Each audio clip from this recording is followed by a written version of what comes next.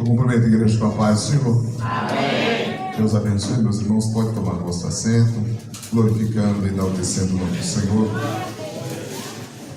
Enquanto não se assentem, se colocam nos seus lugares, quero agradecer a Deus pela lembrança dos irmãos sobre minha pessoa.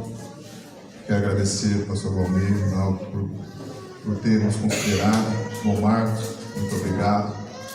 A todos que estão participando desta noite, que Deus continue tendo misericórdia de nós, porque seja o que você receber da parte de Deus conforme a palavra, não é mérito do pregador, é Deus tendo misericórdia de nós, porque se a misericórdia dele nos alcançar, irmãos, já saímos daqui com a maior riqueza necessária para a nossa vida. Agradeço a Deus porque chegamos, agradeço a Deus também pela minha família, minha esposa, meus filhos que me acompanharam aqui também. Não é meu irmão, minha cunhada, meus sobrinhos também que congregam aqui com os irmãos. Meu irmão, quem não sabe, é esse que está segurando ali, mostrando o celular, é Daniel, meu irmão. E graças a Deus por termos chegado aqui. Viemos lá da cidade de São Bernardo, o pastor Valmir, o pastor setorial, o pastor Aguinaldo, onde nós cooperamos lá, mandou a saudação para o senhor. Também presta a igreja. Se a igreja aceita a saudação, pode dizer amém? Amém! Graças a Deus. Irmãos, como bem diz o tema, nós vamos tratar com os irmãos hoje a questão da comunhão, a riqueza desse termo e como é tão necessário a comunhão em cada uma das instâncias da vida do ser humano, principalmente do crente. Por isso, irmãos, já sem demora, eu quero compartilhar dois textos com os irmãos. O primeiro texto está na segunda carta que Paulo escreve à igreja dos Coríntios, capítulo 13, versículo de número 13. Carta que Paulo escreve aos Coríntios, capítulo 13, versículo também de número 13. E posteriormente também no mesmo livro que foi lido o tema, primeira epístola de João também, depois leremos. Também no capítulo 1, porém, nós faremos menção do versículo de número 6 e 7. 2 Coríntios, capítulo 13, versículo 13. 2 Coríntios, capítulo 13, versículo 13. É um versículo que os irmãos, só de eu mencionar os irmãos, mas não estou terminando o culto, viu, irmãos? O texto diz assim: a graça do Senhor Jesus Cristo e o amor de Deus, e o terceiro, e a comunhão do Espírito Santo. Esse é o primeiro texto. Segundo texto, agora sim, primeira epístola de João, capítulo 3, versículo 6 e versículo de número 7.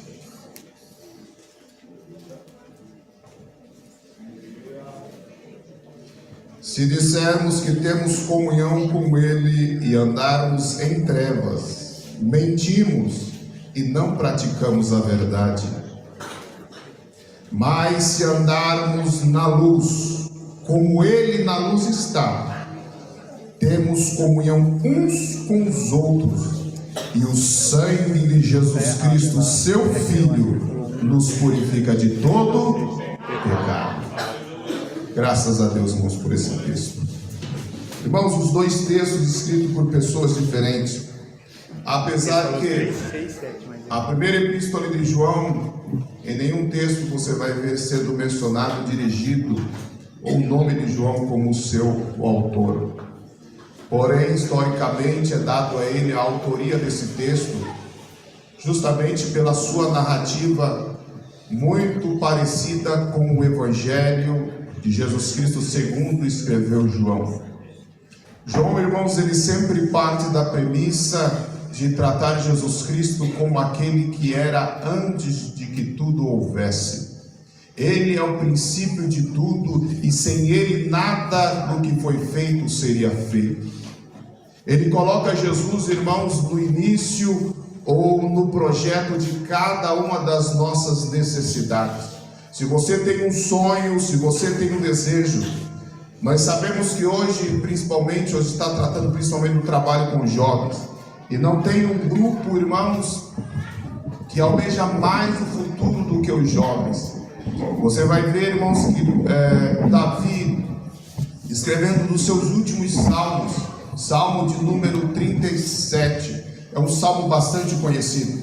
O versículo 25 vai deixar bem claro que ele vai dizer assim: fui moço e hoje sou, mas nunca vi um justo desamparado, nem a sua descendência mendigar o pão. Salmo de número 37, Davi vai usar esse salmo já quando ele já enxerga a sua próxima partida, e ele vai dar um conselho para os seus filhos, e ele começa a alinhar como deve ser o procedimento dos seus filhos diante de toda a sociedade, diante daqueles cujo eles vão ter autoridade sobre ele, sobre toda a nação de Israel. E você vai ver que existem vários conselhos que ele dá no Salmo de número 37. Um dos mais conhecidos, versículos 4 e versículos 5, ele vai dizer que é muito conhecido por nós: deleita-te também no Senhor, e Ele concederá o que deseja ao teu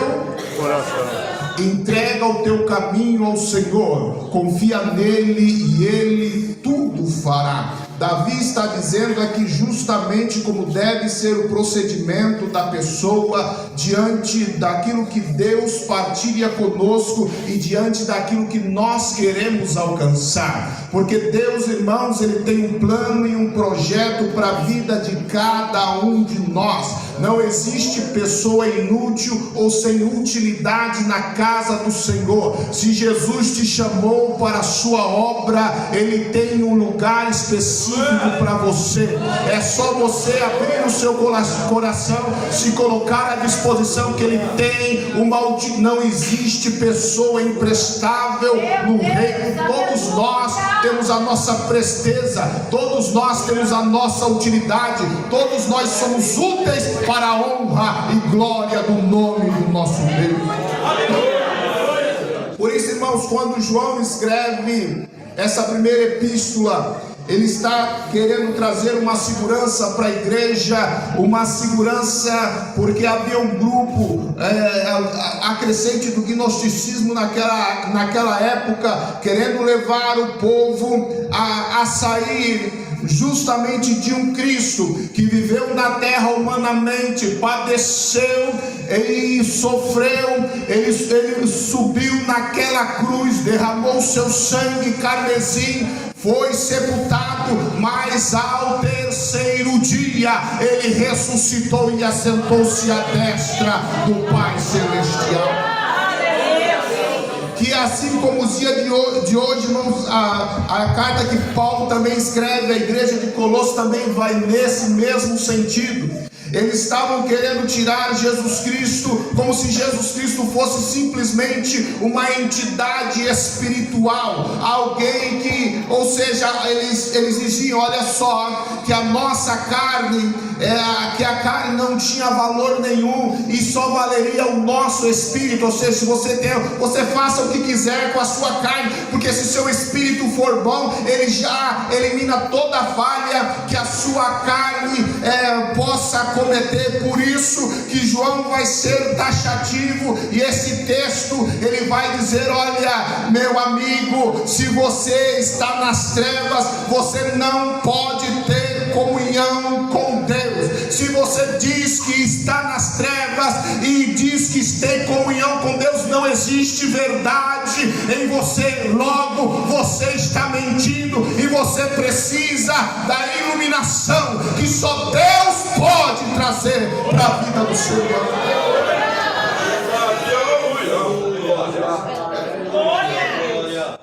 Porque, irmãos, todas as vezes que esse termo luz aparecer na Bíblia, principalmente no Novo Testamento e também em alguns textos do Antigo Testamento, sempre vai apontar para aquele que tem clareza, aquele que está esclarecido, aquele que sabe o que está fazendo, aquele que não está aqui por simples objeto de ter atenção do alheio. Eu não vim aqui para satisfazer, por exemplo, a pessoa sou do pastor Valmir, apesar dele dizer que nós nos conhecemos há pouco tempo, eu acredito que já faz mais de 30 anos que a gente se conhece, e é bem daí por diante. Mas eu quero dizer para você, ele é meu amigo, nós nos conhecemos há bastante tempo, mas eu não vim satisfazer ele. Se você veio aqui, porque se o pastor não me ver hoje, eu não sei o que vai acontecer amanhã, porque nós sabemos que o pastor Valmir é uma pessoa segura, ele é firme no que ele fala.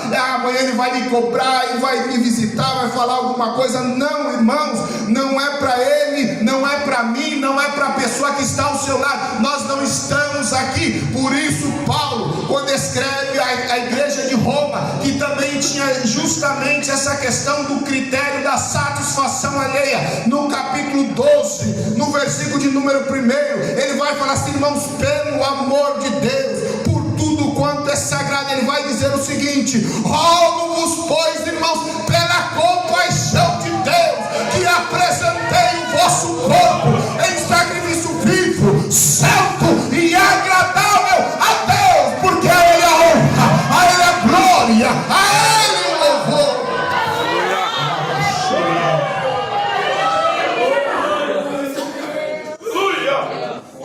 Por isso, meus irmãos, o primeiro texto que eu li para os irmãos, Paulo, quando escreve a segunda carta aos Coríntios, essa segunda carta ele escreve com o intuito, irmãos, está havendo um problema social na igreja de Jerusalém, e Paulo vai fazer uma coleta ali. A coleta é um pedido ali de oferta, de ajuda voluntária da igreja.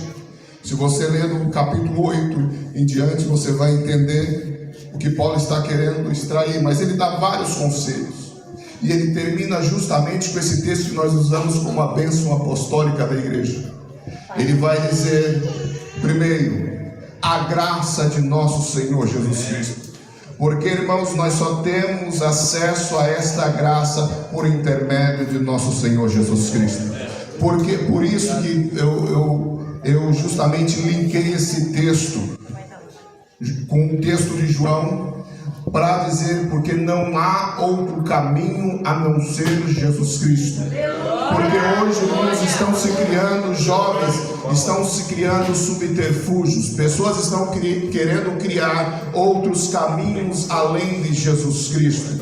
Porque é bem comum, irmãos, principalmente quando eu fiz o curso de missão antes de ser enviado para o campo missionário, e havia um debate, principalmente para a questão do evangelismo.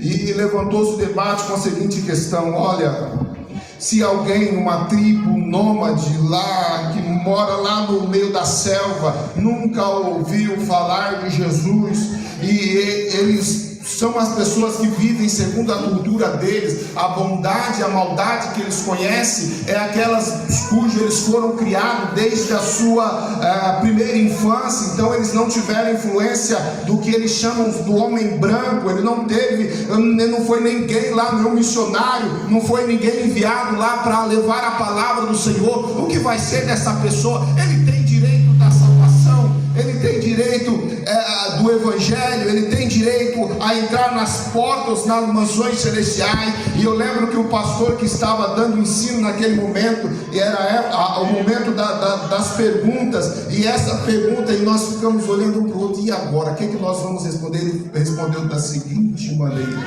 se eu disser para você que esta pessoa está sendo salva sem ouvir falar de Jesus, logo eu estou criando um outro evangelho, estou criando outro caminho para a salvação. Então se eu souber dessa tribo que nunca ouviu falar do evangelho, e eu mandar um missionário para lá, em vez de estar ajudando esta tribo, eu estou prejudicando, porque é melhor eles ficar lá sem ouvir o evangelho, porque é mais fácil para eles ser salvo nessa questão sua, do que eles ouvirem e de repente alguém não se arrepender. Porque se sem ouvir o evangelho é capaz de alguém ser salvo, é melhor que ele. Então, quando os missionários Daniel Berg e Gunnar Vring, quando eles vieram aqui pregar e fundar a igreja que nós pertencemos, seria em vez deles ter trazido benefício, foi prejuízo.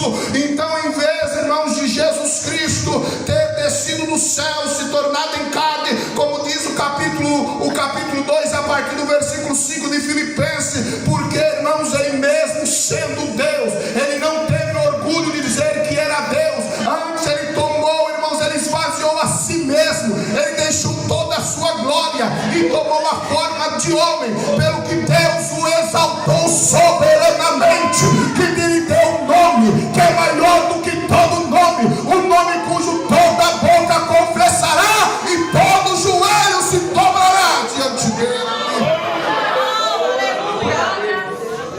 Ele falou o seguinte: não existe outro caminho a não ser Jesus Cristo. Qualquer uma das pessoas que estão aqui, não é pelo seu mérito, não é porque você se acha, porque bondade e maldade, segundo o nosso conceito, diz respeito somente a nós, porque Deus está, irmãos, num ambiente chamado eternidade, que esta maldade, o que você acha bom e o que você acha mal, isso não atinge, não chega até Deus. Por isso que nós precisamos de Jesus Cristo, porque por melhor pessoa que você ache que você é, você precisa de Jesus Cristo, você precisa do sangue de Jesus Cristo, o sangue que nos purifica de todo pecado.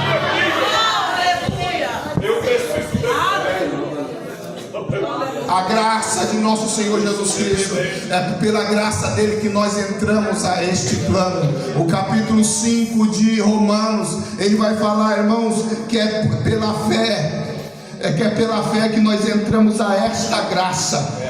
A graça de favor não merecido, a graça, o acesso a Deus, nós só temos através de Jesus Cristo. Não estivesse vindo à terra, se ele não tivesse, de tal maneira que nas suas 3 últimas orações ele vai repetir a mesma oração, junto com os discípulos no Getsemane. Ele falou: Senhor, se possível for, passa de mim este cálice, mas se não tivesse, eu que seja feita a sua vontade. Sabe o que ele está falando, irmãos? É basicamente isso. Na história da humanidade, no contexto bíblico, no que a Bíblia nos ensina, vários personagens surgiram e nós conhecemos, e a história de cada um deles, a maioria deles bons homens, mas todos cometeram erros.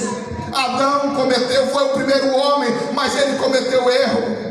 E nós vamos ver, irmãos, Noé e todos os personagens: Abraão, Isaac, Jacó, Moisés, Eli, Eliseu, Daniel.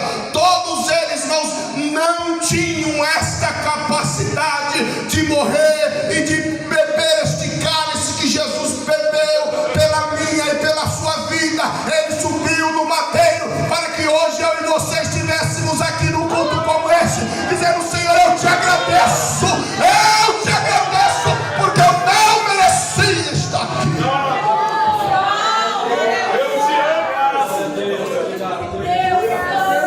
Porque é bem comum de nós, irmãos, quando nós galgamos alguma coisa e nos tornamos referência em qualquer status da vida, e começamos a bater no peito com o nosso orgulho, o nosso ego infla. Se o pastor Valmir não me convidar para pregar, não vai ter culto, não vai acontecer nada. Se eu não pegar naquele microfone para cantar, não vai acontecer nada. Se eu não sentar naquela cadeira, e fico esperando justamente que o tapete vermelho esteja estendido para que o meu orgulho possa andar por cima dele. Mas é justamente isso que esse texto vai dizer, que se nós entendermos o que Jesus fez por nós vamos andar em comunhão. A comunhão é o trato de Deus com a humanidade para nos nivelar uns aos outros. E João vai falar isso várias vezes. Ele vai dizer, irmãos, nos capítulos subsequentes, que se alguém se acha melhor, se alguém bate no peito dizendo que não é pecador, logo você se torna mentiroso. Porque, irmãos, se Jesus veio para nos tirar, irmãos, da raiz do pecado, logo nós estamos dizendo que o sacrifício dele é em vão. Mas nós cremos que Jesus Cristo morreu sim. E Paulo vai dizer à igreja de Corinto, mas na primeira epístola, no capítulo 15, se nós não cremos que Jesus Jesus ressuscitou dos mortos, logo a nossa fé é em vão. Ela é vã, por quê? Porque se nós não cremos que Ele ressuscitou dos mortos, logo nós acreditamos em alguém que está morto, alguém que está num túmulo, alguém que está numa sepultura, alguém que está numa cova. Mas se nós cremos que Ele ressuscitou, nós cremos na obra do Espírito Santo, que pode tirar alguém da morte. Por isso que Paulo, quando escreve, ele vai dizer que Ele é a primícia dos mortos. Por quê? Porque, irmãos, nós vamos ver alguns tratos na Bíblia. Elias orou pelo menino, ele ressuscitou. Eliseu orou por outro menino, ele ressuscitou. Jesus orou por Lázaro, por Talita, eles ressuscitaram, mas eles voltaram a morrer. Jesus é o primogênito dos mortos, porque Ele foi o primeiro que ressuscitou para nunca mais morrer.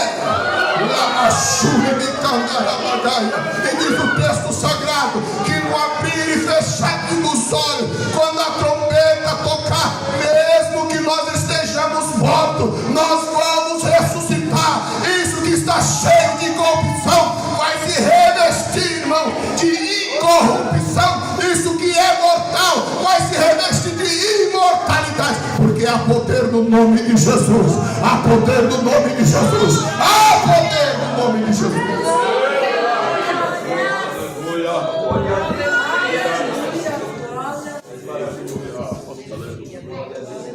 E João, irmãos, ele tem um cuidado aqui com a igreja. Quando ele vai tratar do termo comunhão, Paulo vai falar a graça de Jesus, o amor de Deus. O amor de Deus, irmãos, é a expressão mais rica e mais linda que tem na Bíblia. Porque Isaías ele vai tentar no capítulo 53 expressar isso. E tem uma parte no texto do capítulo 53 que ele vai falar assim: e a Deus agradou moê-lo. Como um pai nos vai agradar moer o filho. Imagina uma moeda, porque a moeda era uma roda grande. E como se Jesus ficasse ali naquele vão onde passava a roda, e Deus passando a moeda uma vez, e passa outra vez, e Deus falando: olha que agradável, olha como eu me orgulho de fazer isso com Ele. Sabe por que o texto vai dizer que a Deus agradou moer Jesus na cruz? Porque Ele é o único que tinha poder para suportar e no terceiro dia ressuscitar em glória. Para colocar o meu e o teu orgulho por terra, para dizer que pela comunhão de Deus todos nós estamos nivelados. Não tem ninguém melhor do que ninguém. O termo comunhão, ele vem de uma palavra, irmãos, do grego que é koinonia, que é derivado de outra palavra que é koiné, aquilo que é comum, aquilo que nos iguala, aquilo que nos torna um só corpo. Você vai ver que em vários textos, principalmente Paulo vai falar: nós somos corpos e Ele é a cabeça. Nós somos corpos, não somos todos iguais, mas estamos todos no mesmo ambiente, um ambiente chamado corpo. Tem alguns que são dedos, mas tem outros que são joelhos. Tem um irmão que é o cotovelo. O cotovelo, irmãos, para que utilidade tem o cotovelo? Ele está ali justamente para dobrar. Se imagine se nós fôssemos fazer todo o movimento ali. O cotovelo, irmãos, ele te dá essa flexibilidade. E às vezes, irmão, a mão não entende. Fala assim: para que eu quero o cotovelo? Aí o cotovelo fica duro e ela vai ficar pegando tudo duro assim e não consegue manear as coisas. E o dedo indicador fala: para que eu preciso do mindinho? Irmão, se você não sabe, o dedo mindinho é o dedo mais forte da nossa mão.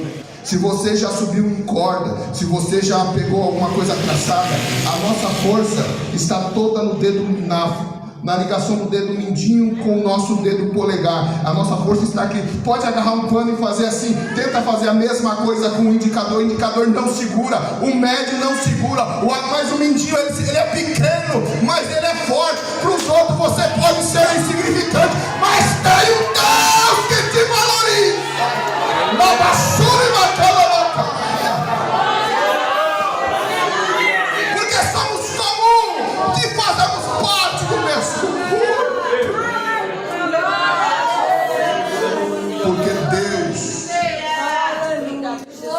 capítulo 5 vai falar que Deus nos amou porque nós éramos perfeitos, não é isso? Capítulo 5 de João. Ele falou que Ele nos amou sendo nós ainda pecadores. Sabe o que Paulo está falando? Ele não tinha motivação humana para fazer o que ele fez. Porque diz o texto, Paulo vai falar assim: e Deus prova o seu amor por nós. Ele prova, está ali escrito, Ele prova o seu amor por mim, por você, porque Ele nos amou sendo nós ainda pecadores.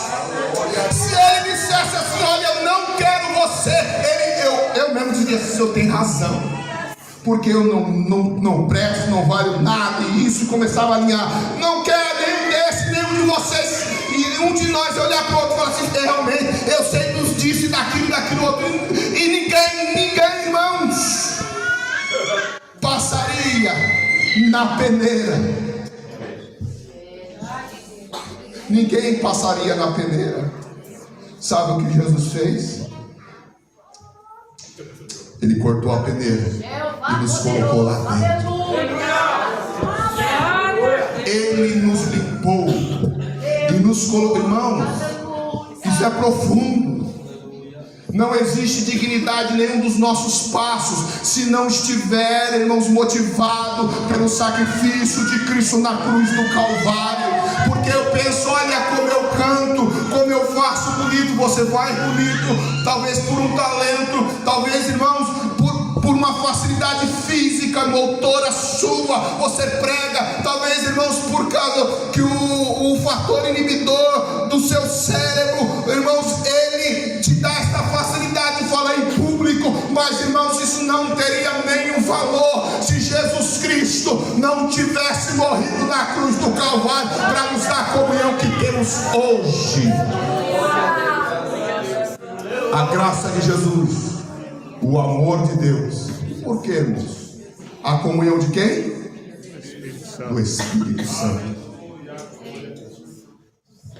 Por que não a comunhão de Cristo? Por que não a comunhão de Deus? Por que a comunhão do Espírito Santo? Porque essa responsabilidade cabe ao Espírito Santo. É por causa dessa dispensação. É por causa dessa dispensação. Porque, irmãos, eu literalmente, diferente de Pedro, Tiago, João, André, Bartolomeu, não é? Judas Iscariotes, Tomé, Maria Madalena, Maria, mãe de Jesus, entre outras pessoas, eu não andei com Jesus. E como eu posso dizer que eu tenho comunhão com Jesus se eu nunca vi Ele fisicamente? Por isso João nos coloca e nos insere dessa forma. Aliás, Paulo nos insere dessa forma. O único que pode nos levar a este ambiente de comunhão com Deus é a pessoa bendita do Espírito Santo. Ele te coloca em um ambiente de comunhão com Deus. Capítulo 8, versículo 16 de Romanos. Capítulo 8, versículo 16 de Romanos diz que o nosso espírito testifica com o Espírito de Deus que nós somos filhos de Deus. Irmãos, nós não nos comunicamos com Deus pela carne. Não adianta você se esbofetear ou você vir de joelho da porta para cá. Isso não comunica nada com Deus. Nós não nos comunicamos pelo apelo da tricotomia através da nossa alma, porque a alma é o centro do nosso sentimento. Não adianta, irmãos, você chorar, ou você rir, ou você se entristecer, ou fazer qualquer expressão sentimental. Ai, Senhor, como o Senhor é lindo. Isso não nos comunica com Deus.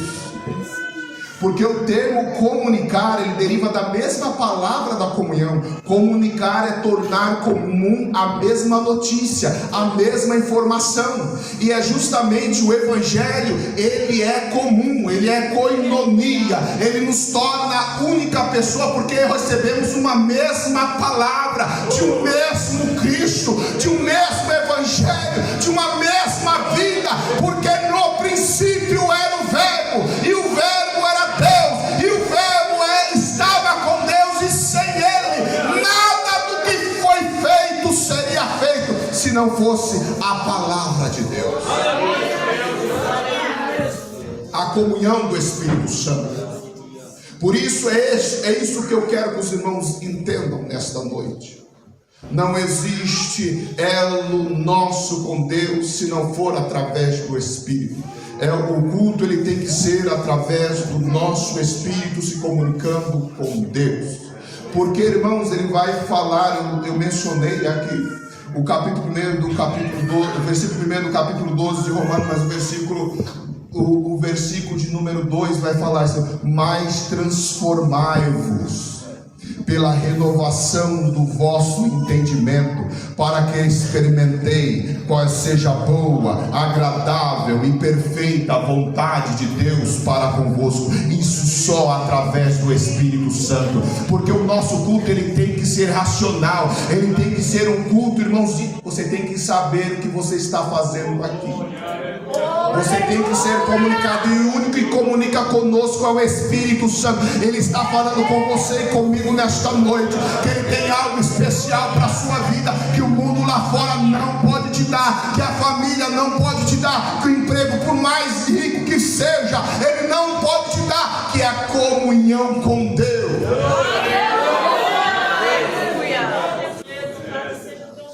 E passando pela comunhão com Deus, precisamos ter também comunhão uns com os outros. E aqui está o nosso entrave. Quando é especial, eu falo com os irmãos que nós precisamos de comunhão com Deus. Isso é uma maravilha, porque eu acredito que Deus é um ser supremo e superior, que tudo que há nele supera todas as minhas expectativas. Mas quando fala para eu ter comunhão com meu irmão, aí acaba o entrave. Porque às vezes eu me acho melhor do que o alheio, eu me acho diferente. E aqui a comunhão nos traz justamente para o nosso lugar.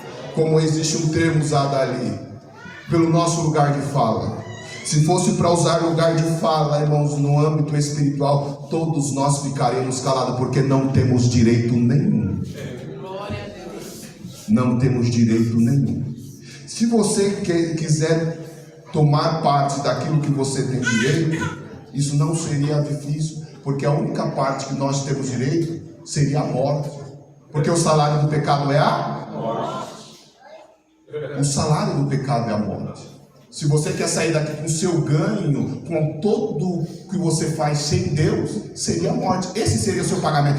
Passaria ali o seu olerite, estaria o que você merece? Morte. Ali ia dar o seu pagamento, você ia sair daqui com ela. Mas o texto continua dizendo que o dom gratuito de Deus é a vida com Lamachura Bacalamachura. Recorte de vida nessa noite.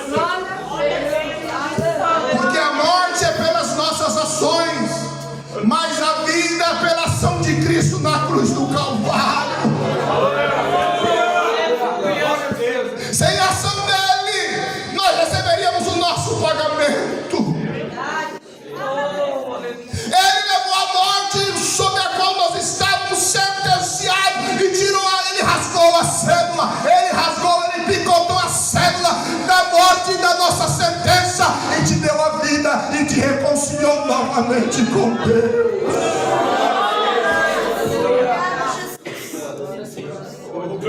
Obrigado. Comunhão.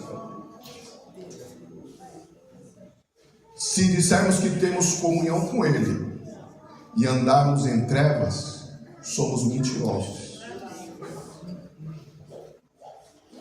Porque não tem como uma pessoa que não tem a clareza de Deus, o esclarecimento divino, disser que tem comunhão com Ele. É a mesma coisa que se essa igreja aqui não tivesse nenhuma janela, nenhuma luz acesa e fechasse a porta, como ia ficar isso aqui? O escuro. E de repente lá no meio alguém atrevido, um brincalhão, solta uma bombinha daquelas outras, pá! Irmão, não sabe quem foi que deu. Irmão, isso aqui viu um alvoroço. É irmão batendo em cadeira, outro batendo no outro. É assim as trevas. É um batendo no outro. Quando você vê esse tipo de intriga no meio da igreja, isso é treva, irmãos. É justamente um batendo no outro, levantando, esmurrando a cadeira. Talvez os obreiros já saem daqui rasgando esse púlpito no peito, e ninguém sabe. E quem tem qualquer referência ia buscar a saída. Irmão, se eu estou aqui, eu estou de frente, eu já sei que a saída é naquela direção. Eu ia tentar arrumar aqui, pegar o rumo aqui. Eu falo, se eu for direto aqui na minha frente, eu saio na porta. Mas irmão, não é uma fileira de irmã aqui, um monte de gente no meu caminho. Irmãos, como que ia ser aquilo? Ia ser pessoa derrubando pessoa, ia ser pessoa se levantando contra pessoa. Você está no meu lugar, sai da minha frente, porque eu quero a saída. Todo mundo aqui quer saída de alguma coisa, mas o melhor momento e a melhor saída está em Salmo 119, versículo 105, que diz: lâmpada para os meus pés é a tua palavra e luz para o meu caminho.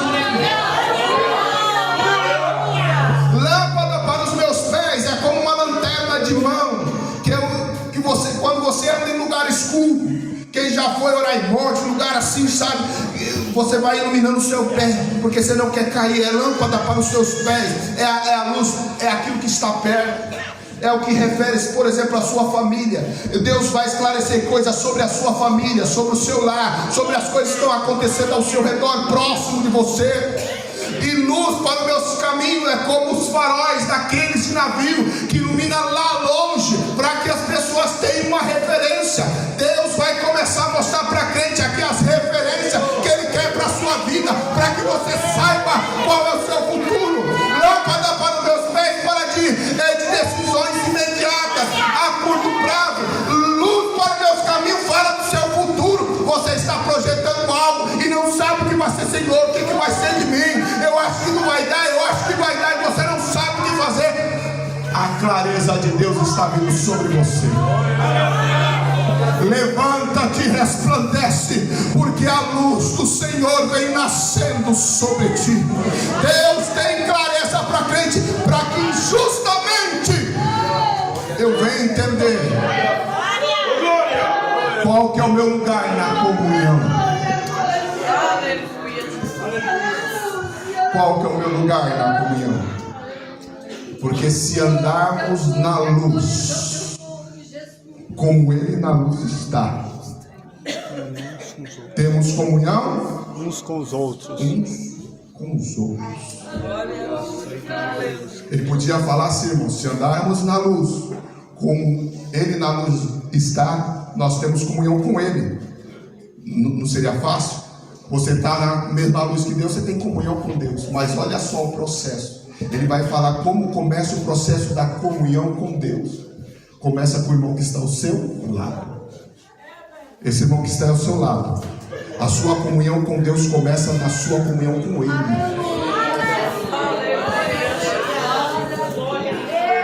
Porque não pode, mãos à mão, começar a esbofetear o rosto. É o mesmo corpo. Não pode a perna direita querer ir para um lado e a esquerda querer ir para o outro. É a mesma direção. Porque, irmão, se nós queremos fazer a vontade de Deus, temos que ser um corpo unificado, para que a glória de Deus seja manifesta e o seu poder seja derramado.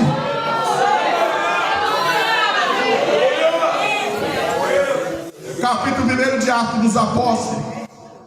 Jesus ascende aos céus e fala assim: olha, eu vou mandar poder. E vocês vão ser a minha testemunha em Jerusalém, Samaria e até os confins da terra. E ele continua ali. E diz que no capítulo 15 da primeira carta aos Coríntios, vai dizer que quando Jesus ascende, na sua última reunião havia aproximadamente 500 pessoas. No capítulo 1 de Atos dos Apóstolos, o que se dá a entender no momento, quando há o derramamento do poder, aproximadamente 120 pessoas. Se você, a matemáticas simples de subtraçamos, 500 menos 120 dá 380. 380 pessoas, não sei se eles desistiram, não sei o que aconteceu posteriormente, mas eles não estavam ali naquele momento. Não sei o que aconteceu, irmãos, não posso, que tem irmão que julga, fala, não, que o outro pecou, que ele foi para a casa da mãe. Não, irmãos, eu não posso julgar, porque eu não estava lá, eu estou tentando seguir o que o texto fala. E dá-me a entender que havia ali aproximadamente 120 pessoas. E o que o texto me faz entender, que o capítulo 2 começa dizendo, estavam todos no mesmo lugar, unânimes. Processo de comunhão, unidade, um só propósito, uma só meta, uma só direção, um só pedido, uma só linha, uma só diretriz, uma só palavra, uma só direção dada por Deus, por nosso Senhor Jesus Cristo. Ficai em Jerusalém, até que do alto sejais revestido de poder. Tem uns pastores mais direcionados, que eles dizem que basicamente eles estavam fazendo a seguinte oração: Senhor, manda poder no primeiro dia, 10 dias, irmão, manda poder. Senhor, cadê a promessa? Manda poder. Cadê a promessa? Manda poder. Porque a promessa era poder. E eles falavam, Senhor, uma promessa. E diz que no 10º dia estavam todos unânimes. E diz, irmãos, que ouviu-se um som como de um vento veemente, impetuoso, e encheu toda a casa, e ouvia-se em meio deles língua repartida como de fogo, e cada um começou a falar em línguas, conforme o Espírito Santo lhe concedia, de tal maneira que Pedro, diz o texto, irmãos, o texto diz que dá a entender que Pedro, ele deu um salto no meio deles, e começou a dizer: esses homens não estão embriagados como vocês pensam, mas isso era para se cumprir o que foi dito pelo profeta Joel, que nos últimos tempos derramarei do meu Espírito sobre toda a carne, e vossos filhos, vossas filhas profetizarão, os vossos velhos terão sonhos e visões.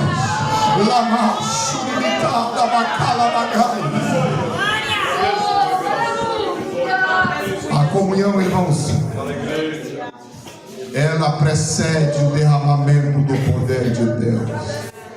Você quer ver Deus derramar poder sobre a sua vida, comece a andar em comunhão uns com os outros, e você vai ver o derramado poder de Deus. Somos corpo, e assim bem ajustados, totalmente ligados, unidos, vivendo em amor, uma família, sem qualquer falsidade, vivendo a verdade, expressando a glória do Senhor, uma família, vivendo compromisso do grande amor de Cristo. Eu preciso de ti,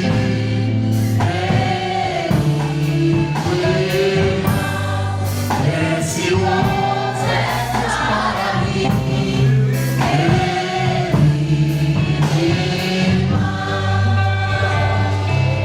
Por favor, igreja, coloque assim.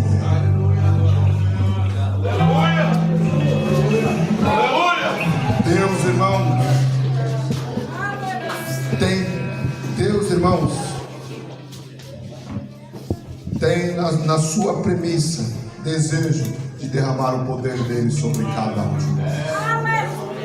Você vai ver que em todos os processos da igreja primitiva, dava-se conhecer a pessoa do Espírito e o poder era derramado sobre as pessoas. Por isso, se estamos em trevas e queremos ter comunhão com Ele, não há conexão. Mas se você quer ter comunhão com Deus, é hora de você vir para a luz que está em Jesus Cristo. Porque, irmãos, se andarmos na luz, como Ele na luz está, temos comunhão uns com os outros, por nosso Senhor Jesus Cristo, porque pelo seu sangue Ele nos limpa de todo o pecado. Por isso eu quero saber se nesta noite de repente entrou alguém aqui que acha ou acredita talvez que as suas ações sejam a mais perfeitas deste mundo. E eu não quero tirar o seu mérito das suas boas ações no contexto social e no contexto comunitário. Parabéns, as pessoas vão te aplaudir. Mas eu quero te dizer que o reino de Deus não tem como premissa boas ações do ser humano. O reino de Deus tem como premissa a grande ação que Jesus Cristo fez na cruz do Calvário. Por isso eu quero perguntar se talvez você está no caminho tortuoso, indiferente de Deus, e nesta noite quer tomar uma decisão e aceitar Jesus Cristo como seu único e suficiente Salvador. Esta é a sua oportunidade. Ou talvez você já esteve nos bancos cantando com os jovens, como eles cantaram lindamente hoje, e você se afastou por qualquer motivo, qualquer motivação. Esta é uma noite aceitável para você se reconciliar com Jesus Cristo, porque pelo sangue de Jesus Cristo nós recebemos o dom da reconciliação. Por isso eu quero reforçar este apelo. Tem alguém que queira aceitar Jesus Cristo? Tem alguém que queira reconciliar com Jesus Cristo nesta noite? Não perca esta oportunidade, porque eu não posso te prometer o dia de amanhã. Só Jesus Cristo pode.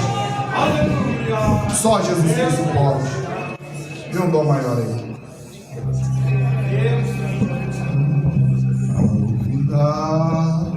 O labor nesta vida, quando a morte ao teu lado chegar, que destino há de ter a voar? Qual será o futuro, meu amigo? Hoje tu tens a escolha de tomar, se tomar, aceitar.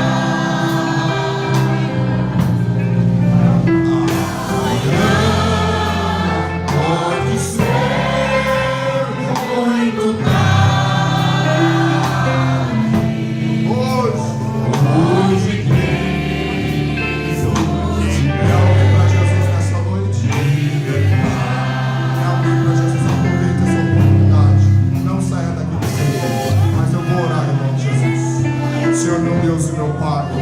somos gratos a Ti, Senhor amado, por tudo que o Senhor tem tratado nesta noite. Senhor, o Teu servo e a Tua serva viu esta casa, Senhor amado, e a palavra da comunhão foi semeada nesta noite. Senhor, faça ela germinar no coração de cada um de nós. Senhor amado, que a Tua bênção repouse sobre a vida do Teu servo, sobre a sua família, sobre o seu lar, sobre cada decisão, escolha, Senhor, que tenha que fazer durante esses dias. Que a sua bênção, Senhor, seja real e abundante sobre a vida de cada um, em nome de Jesus. Para você se reconciliar, você tem ainda oportunidade. Nós estamos aqui ainda, a igreja não foi embora. igreja está em espera.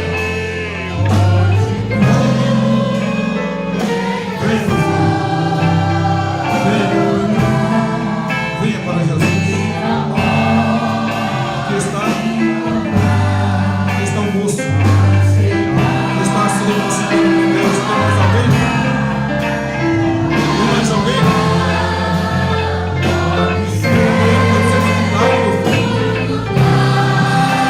Aqui está o moço, Senhor, a Senhora.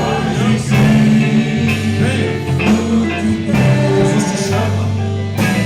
Vinde a mim todos vós que estáis cansados, eu aliviarei. Se tiver uma ovelha perdida, se tiver uma ovelha desgarrada, hoje é o momento de você voltar, se reconciliar com Deus. Se tiver um soldado ferido, é o momento de as suas feridas serem curadas. Se tiver um filho pródigo, é o momento do pai colocar sandálias novas